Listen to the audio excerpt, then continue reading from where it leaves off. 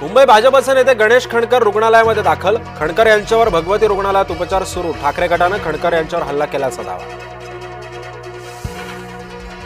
राज्यामध्ये 20,000 शिक्षकांची पदं कमी होणार. शिक्षकांच्या काढल्या याचिका निकाली.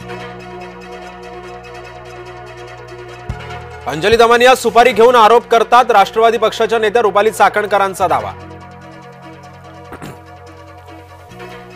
अंजली दमानिया आज खरंच दिल्लीला जाणार. अजित पवारांच्या विरोधामध्ये अमित शहांकडे तक्रार करण्याच्या भूमिकेत दमानिया. पुण्याच्या पोलीस दलामध्ये होणार मोठे फेरबदल. पुण्यामध्ये पोलीस उपायुक्त पोलीस स्टेशनचीही वाढ होणार. तर नरे लक्ष्मीनगर इथं होणार नवे पोलीस स्टेशन.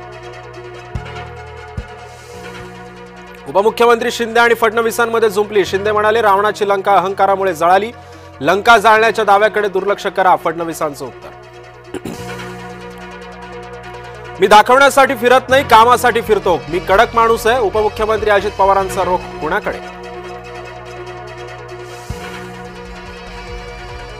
मुंबईतील रेल्वे स्टेशनवर दिवसा ढवळ्या महिलेची छेड. गोवंडी रेल्वे स्टेशनवरचा धक्कादायक प्रकार.